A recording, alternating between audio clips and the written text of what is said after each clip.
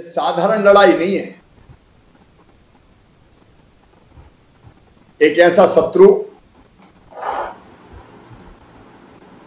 जो पूरी मानवता के खिलाफ खतरा है, अप्रत्याशित रूप से संक्रमण बढ़ा है।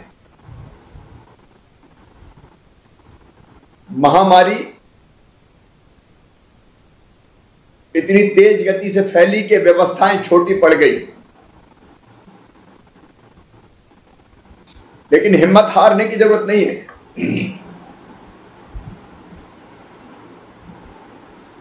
आप सबके सहयोग से हम ये लड़ाई लड़ रहे हैं और मुझे पूरा विश्वास है हम जल्दी ये लड़ाई जीतेंगे। आशा की किरणें दिखाई दे रही है। आज मध्य प्रदेश में यह स्थिति है कि एक्टिव केस में हम कुछ दिन पहले 7वें नंबर पर हुआ करते थे देश में, अब लगातार घटते घटते हम 13वें नंबर पे आ गए। प्रदेश का जो पॉजिटिविटी रेट था वो 25% के ऊपर निकल गया था, अब घटकर लगभग 21% तक आ गया है। तेजी से लोग ठीक हो रहे हैं। आज ही 13,584 लोग कोरोना मुक्त होकर, नेगेटिव होकर पूरी तरह से स्वस्थ हुए हैं, डिस्चार्ज हुए हैं।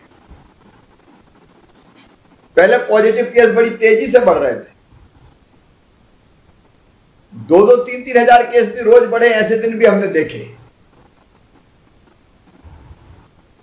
लेकिन अब स्थिति यह है कि आज पॉजिटिव केस आए हैं 12,400, तो ठीक होके गए 13,584। लगातार तीसरे दिन पॉजिटिव केस की संख्या से डिस्चार्ज होने वालों की संख्या बढ़ी है और पॉजिटिव केस की संख्या लगातार घटती जा रही है। एक दिन में जो रिकवरी रेट है, पहले 23 अप्रैल को 80%, मतलब 100 में से 80 स्वस्थ होते थे, अब वो बढ़ के लगभग 83% के आसपास आ गए हैं। और ये सब आप सबके सहयोग से हुआ है। देखो, कोरोना को हराना है तो एक ही तरीका है। कोरोना से लड़ाई घर के बाहर निकल के नहीं हो सकती। कोरोना से युद्ध घर के अंदर बैठ के जीता जा सकता है। मेरे प्रिय बहनों और भाइयों, कोरोना को हराने का एक ही तरीका है, संक्रमण की चैन तोड़ना। और चैन तोड़ने का मतलब है मिलना जुलना बंद करना, आयोजन बंद करना, भीड़ इकट्ठी ना होना। और कोई उपाय अभी नहीं है दुनिया में।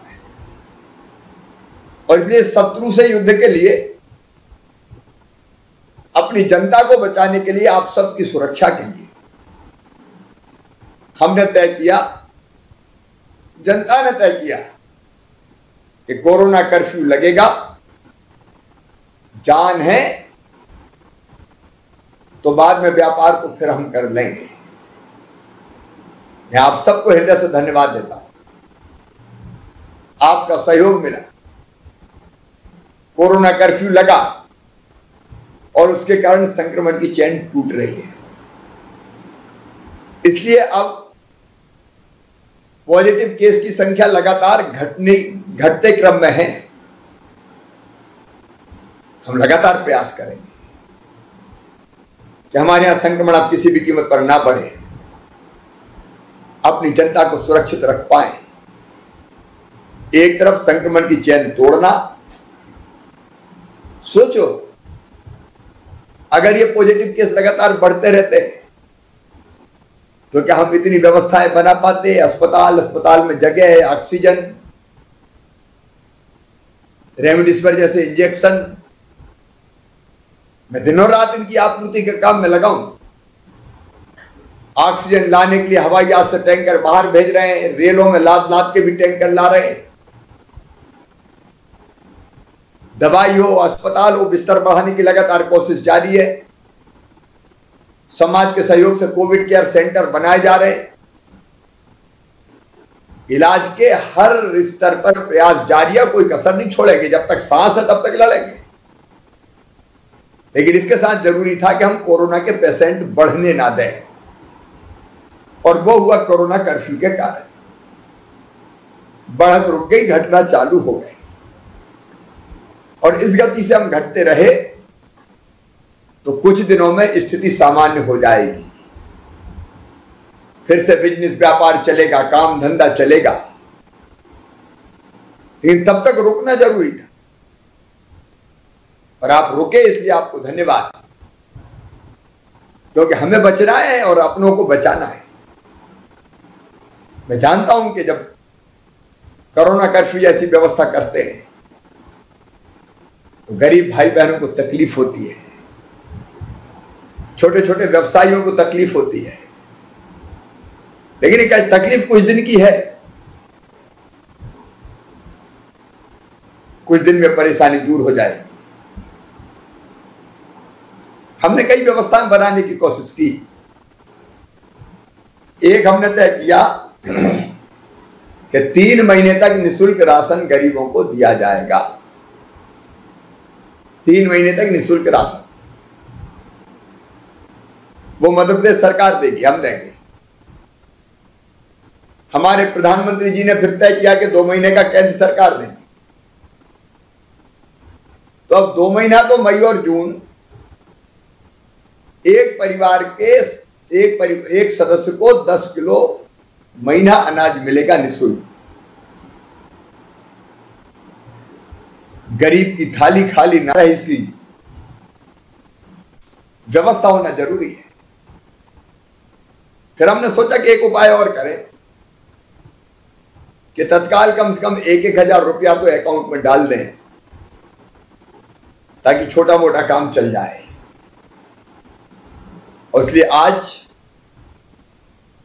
6,10,000 से ज्यादा हमारे पथ व्यवसायियों के खाते में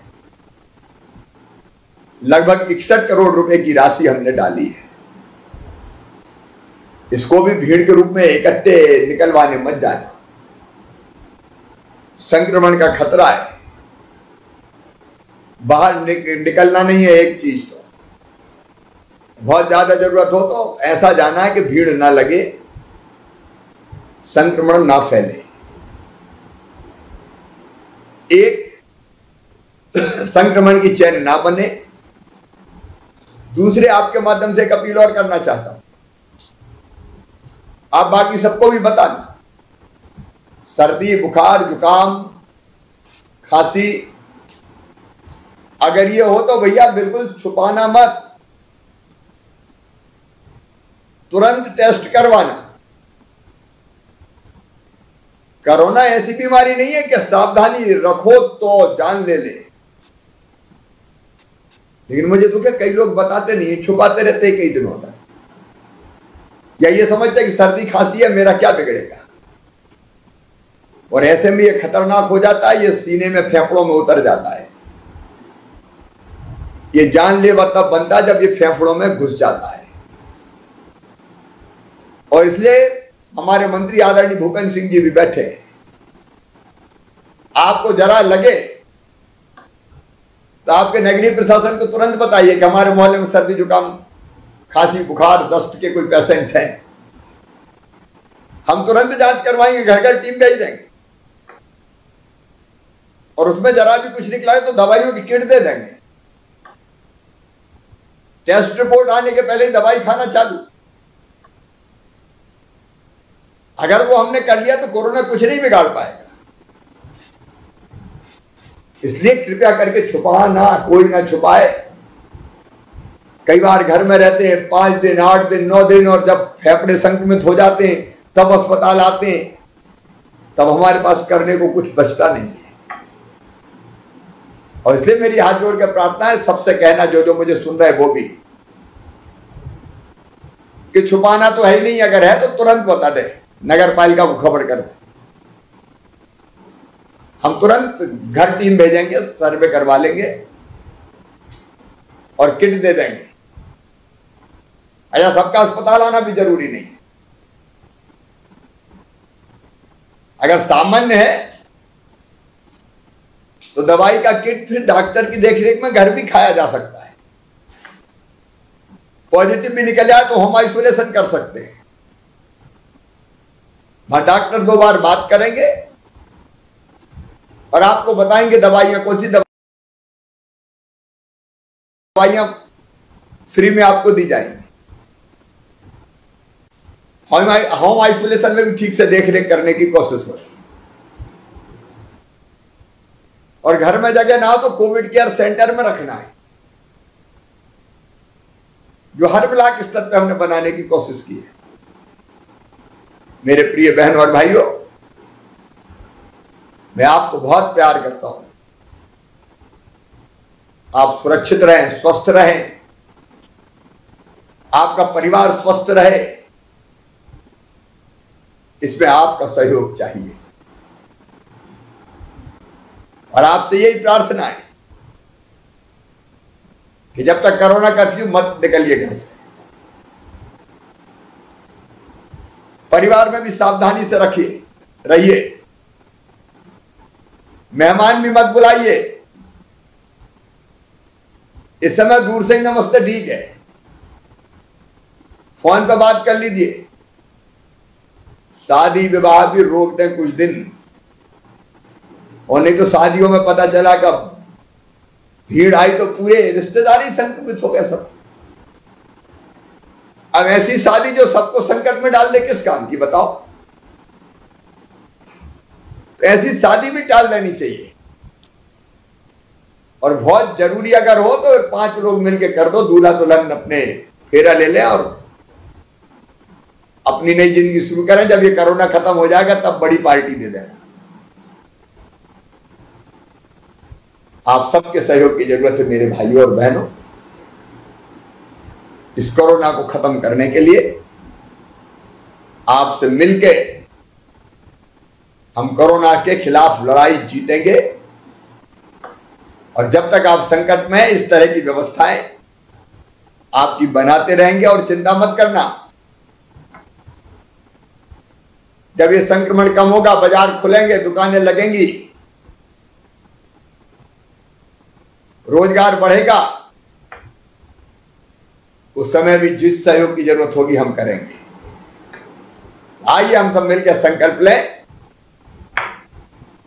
कि इस लड़ाई में हम सब मिलकर लड़ेंगे, अकेले नहीं, मिलकर सब एक हो जाए। इस समय कोई भेदभाव नहीं, जनता एक,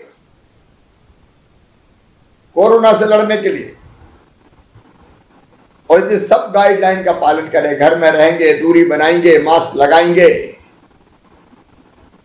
और जरा भी गले में खराश, सर्दी, बुखार हो तो तुरंत खबर करेंगे ताकि हमारा इलाज हो सके। मुझे पूरा विश्वास है हम जीतेंगे, कोरोना हारेगा। बहुत बहुत धन्यवाद। धन्यवाद।